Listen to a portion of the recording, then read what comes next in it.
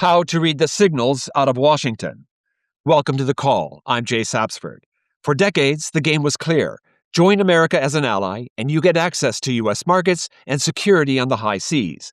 Businesses could count on a stable playbook even when the politics got noisy.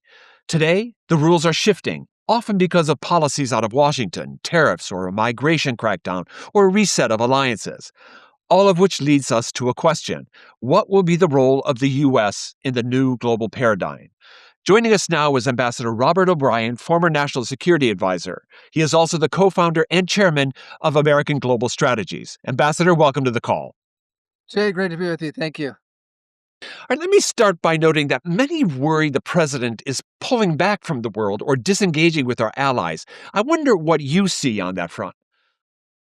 Well, I couldn't disagree with that view more, and it's a different approach. There's no doubt, Jay, but we've got a president who's very committed to the alliances. We've seen this with NATO. I mean, the president realizes that NATO is the most effective military alliance in history. He's spoken very glowingly of it, and I think the proof is in the fact that the last two NATO Secretary Generals, Stoltenberg and now Rutte, are both big fans of the president because what he's doing is he's forcing the Europeans to do something they haven't wanted to do for 50 years, and that's pay their fair share and burden share with the American taxpayers to defend Europe, to defend the free world, to defend the North Atlantic, which is the reason for the treaty. And so I think the president's very committed. His maybe his diplomatic language has been a little unorthodox and maybe controversial that way. But what's happened is we now have in the first term we had Europe agreeing to pay 2% of their GDP for defense. Now it's up to 5% in the face of Russian and potential Chinese aggression, and that's a good thing. So I think it's good for the alliances. The misperception I think is a little bit because of maybe some of the language and people not being comfortable with the way President Trump conducts diplomacy, but it's very much in the long history of American foreign policy. So we'll dig into the burden sharing in just a minute here, but I'm going to ask my producer, Scott, to put up a quote. This is from a recent article that you published in Foreign Affairs regarding the election. You said the American people overwhelmingly chose strength over managed decline and went with Trump. What did you mean by managed decline? Well, I think we had the Rob Malley and Ben Rhodes and Barack Obama approach to America, believing that our best days were behind us, that America was in decline, that China was on the rise, that the authoritarian regimes like the BRICS and Iran were ascended, and that we had to appease them, and we should try and get the best deal we could from our adversaries, and you know. Accommodate their views, and I think President Trump and the American people believe in American exceptionalism, believe in American strength, and the safest way for the world to proceed is with a strong America. And I think we've seen that as a result of the peace deals that the appeasers wanted, they didn't get. But we've seen with President Trump in 1 year, we've seen deals in Rwanda and Congo and India, Pakistan, and Cambodia, uh, Thailand, and Serbia, Kosovo. And of course, we had the Abraham Accords in the first term and healed the Gulf Rift. So the fruits of peace through strength, a lot of people get this wrong, and they get it wrong on our side as well, on the GOP side. It's not about comparing how many aircraft carriers we've got to the Chinese or the Russians or how many subs we've got. It's what are the fruits of our strength, and the fruits of our strength should be peace. It should be the absence of war against our adversaries, but also this outbreak of peace in the world, and we're seeing that as a result of American strength. Now, Robert, we're putting up a map here on Europe. This touches on what you said in the opening question. It shows the degree of defense spending by European allies in 2024. The darker the color, the more the country was spending as a percentage of GDP. And it's striking that the closer to Russia, the regional threat, the more countries spend on defense. Poland, the Baltics, these are the biggest spenders. Now, the U.S. has been trying for years now to get the lighter colored countries to spend more and carry their share of the burden. Now, almost all of these countries have committed to spending more. My question for you, what moved the needle here? What got our allies to pick up more of the defense burden?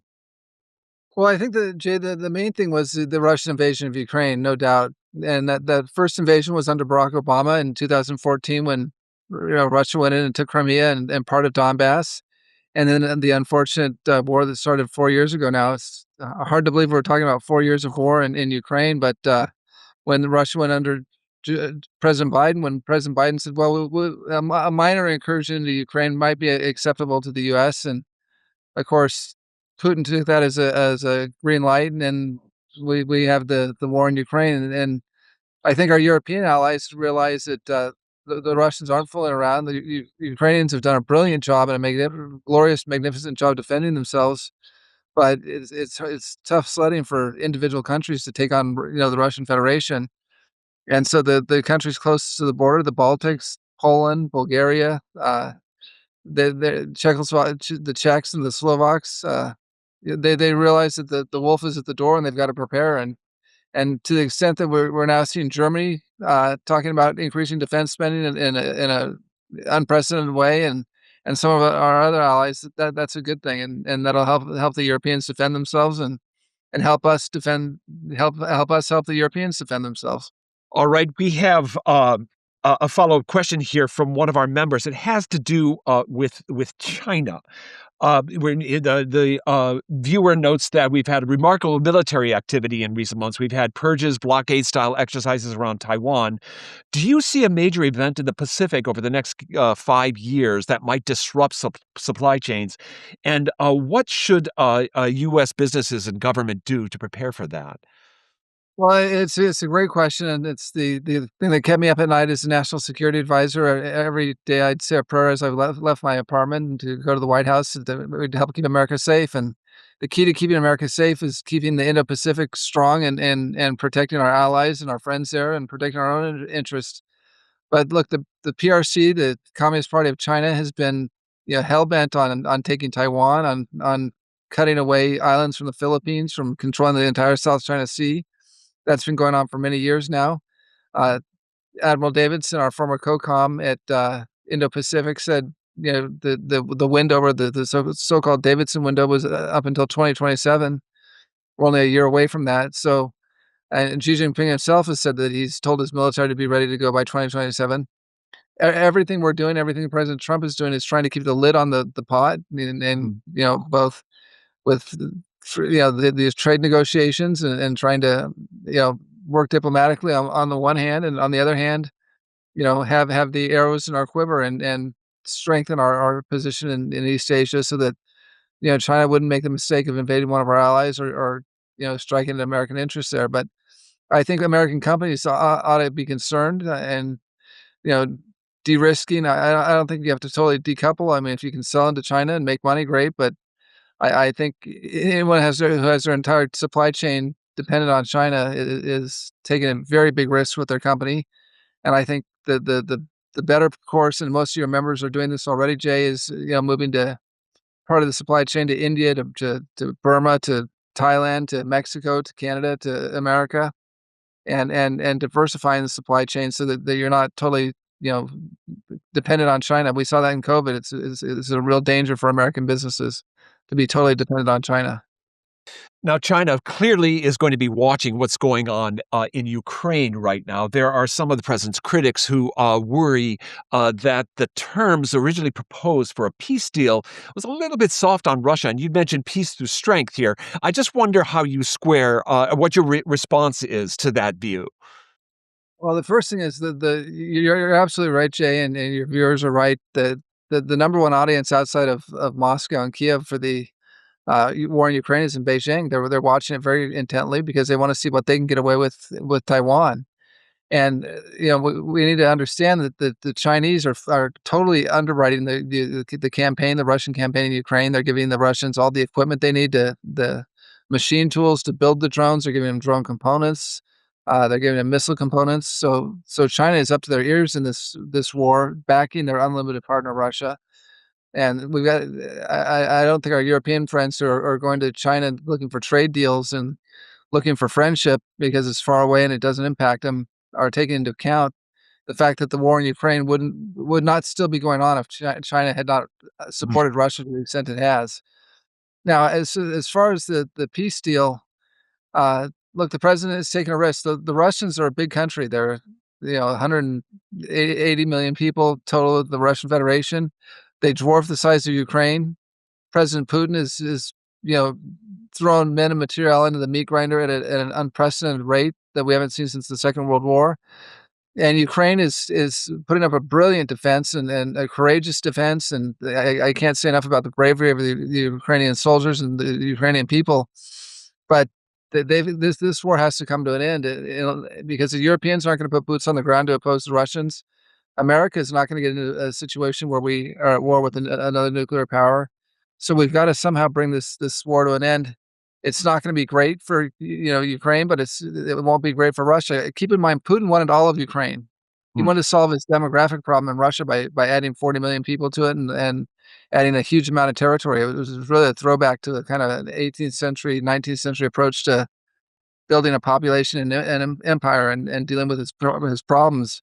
So he's going to lose out as well. But you know, the fact of the matter is we've got to get this war settled. Too many people are dying, and too many people are getting killed on both sides. And no one's going to like the deal, but hopefully it's a deal that'll hold. Well, Ambassador, you had mentioned the risk to supply chains right now in the current geopolitical environment. One of our members is asking to achieve greater security in areas such as critical minerals. Isn't the U.S. going to have to rely much more on industrial policy? Certainly, the chamber has a view on this, but I'd be very curious about yours.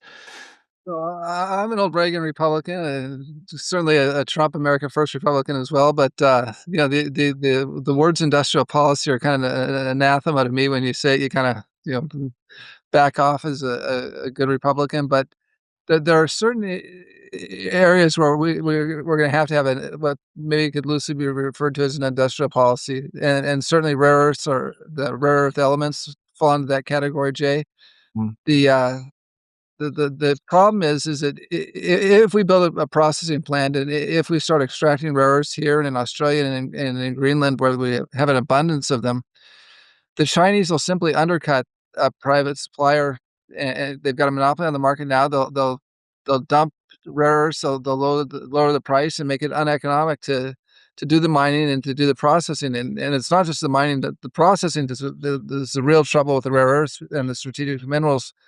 We've got all of them here that in America, almost all of them that we need. And when you throw in Australia and Greenland, we've got everything we need, but we don't have a processing capability. So even at the Mountain Pass mine in California, where we're extracting rare earths in America, we're Mm. sending it to China to be processed. So we've got to get the processing capability among ourselves and our allies. It's tough because of the environmental concerns and the worker concerns are difficult. The Chinese don't care about their environment, and they don't care about throwing as many Uyghur slaves as they need to die in a factory. There's no OSHA in China, so we've got to solve for those problems. But once we do, we have to make sure that the industries and the companies that are doing those don't get put out of business and bankrupted by the Chinese the next year. So we're going to have some sort of long-term supply contract and some subsidies, and I guess you can call that an industrial policy, which are we don't like, but we're gonna have to do it on maybe there and with certain chips, we're gonna have to have that same kind of approach. I wonder, Ambassador, if I might be able to ask your views of the recently released national security strategy. One of our members is asking, how do we balance the focus on the Western Hemisphere with some of our other priorities? Well, look, I think the strategy is quite good, and it's gotten a little criticism by people who are concerned that we don't have the same Atlanticist approach that we have in the past. But again, that's the whole idea that we talked about at the outset, Jay, of the Europeans stepping up and filling the void, and letting us defend our homeland, which is the whole point of a national security strategy, is to defend the United States, not to defend the world. It's to defend the America and protect our interests first. That starts with the Western Hemisphere. It starts with the shipping choke points of Greenland and the Panama Canal, and we've made tremendous progress on both. I think we're gonna have a good deal with Greenland with the bases, and I think it looks like the Panamanian Supreme Court did us a favor, telling the Panamanian government that their contract with CK Hutchinson, the port operator, Chinese port operator, which used to be okay, used to be a Hong Kong company, now it's a CCP company, that has to go. And we've taken out the Chinese gas station in Venezuela, although we've offered to sell gas to and fuel to the Chinese. We're not trying to cut off their economy. We just want to make sure it doesn't go to drug running and to criminals. And then with any luck, we'll have a free Cuba, and maybe the next 2 years. I wasn't sure in my lifetime I'd see a free Cuba, Mm, and I think we may. So that's a great thing. So I think that focus on the Western Hemisphere is positive for America. It's always been our focus from the start of our country, yes. uh, but we also haven't walked away from the Indo-Pacific. We've kept all the sanctions and actions we took against China in the first administration in place, and we're going to back up our allies in the Indo-Pacific as well. So I think it's a net positive, and I think the focus on the Western Hemisphere is important because you combine that with the Golden Dome, the missile defense, and we're looking out for the U.S. homeland in a way that we haven't in many years. So I think it's a very good approach. I wonder, we have this focus on the Western Hemisphere. Part of that is our two biggest trading partners, or among our two biggest trading partners, are Canada and Mexico. How do you square that focus with the tensions right now, particularly with Canada over tariffs and trade? Yeah, so look, America's one of our great blessings is that we've got Canada, a great ally on the northern border, and Mexico is a great partner on the southern border. Uh, that with the oceans, it gives us a very preferential geographic placement for our country and for our defense. And so geopolitically, we're lucky to have both Canada and Mexico as neighbors. We've got problems with both, but who would have thought a few years ago we'd be getting along better with a strong border with Mexico and getting along, and President Trump and a socialist president in Mexico would get along so famously like Sheinbaum and Trump are. I Mm. think we're going to get a deal with Mexico. I think that's the most important deal for the Mexicans, of course, and also for us. The Canadians are a little perplexing. I mean, we love our Canadian friends. We love hockey night, and you know, we're we've all been to Canada. It's a wonderful place. It's not the 51st state. It's an independent country, and maybe we'd be better off if Alberta was part of America and we had a Texas anchoring us to the north. But we'll work things out with the Canadians. Canadians are a little sore right now because the Canadians had a Canada First foreign policy like no one's business. They just didn't call it Canada First. I mean, they paid nothing for defense. They're trending to less than 1%. They're not defending. They're not participating in NORAD to the North American air defense to any real extent. They're not picking up their NATO obligations, and they excluded America from their banking sectors and agricultural sectors. They were very protectionist, Mm. and they took advantage of NAFTA and exported the heck out of things, everything from softwood to autos here. So Canada's been getting a free ride on the United States for a long time. It's time for that to end. But we love our Canadian friends. They're culturally very similar to us, and we share a common language, except for the Quebecois, and so I think we'll get along with Canada. But Canada's got to be a little bit humble, and Carney's decided to be the leader of the Davos faction of the world economy, I guess. And I think that'll change once he realizes that he's got to negotiate a deal, and the U.S. and Mexico are going to do a deal no matter what. If he wants Canada to prosper, he's going to have to do a deal, and he's going to have to walk back some of the things he's said and done. One of our Yeah, readers that's one.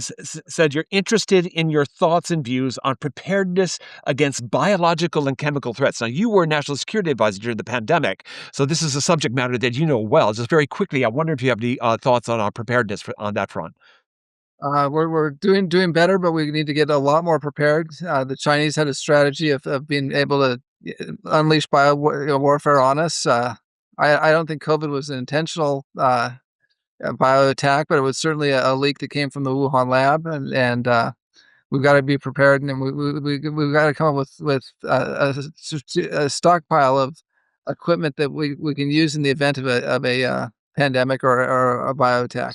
All right. Well, as a final question, you know the president well. How should businesses distinguish between, on the one hand, social media posts or over the top negotiating tactics, and on the other, actual policy shifts? How do you separate the signal from the noise when you're following this administration? So when I was national security advisor, I had my staff bring in the tweets when they came in, so I could see what the president was thinking and what he was saying to the world. And in some ways, you're very lucky because he's incredibly transparent. I mean, he tells you what he thinks on Truth Social, and especially late at night and early in the morning, the wee hours of the morning when I'd have to wake up and see. And if you're a policymaker or an advisor, or if you're a businessman, getting that kind of insight into the president is great. You're getting once. Yeah, but you also have to understand President Trump is one of the most practical people we've ever had as a politician. He himself is a businessman. He understands businessmen's and business people's concern, and he's a big proponent of American business. So I think it's the deregulation, the lower taxes, the energy dominance part of the agenda are great for American companies, and keep that in mind, and take him seriously. Maybe not every time so literally, but read the art of the deal, and you'll get a good feel for the president. All right. Well, you've been a great sport, Ambassador. We deeply appreciate you joining us today and shedding light on this extremely important story. Robert O'Brien, former National Security Advisor under the first Trump administration, as well as co-founder and chairman of American Global Strategies. Thank you for your insights. Thank you, Jay. All right. Our audience has had their shot of informational espresso and is ready to tackle the day. Join us for a special episode this Thursday where our guest will be former U.S. Treasury Undersecretary Tim Adams on the weak dollar and the rise in global debt.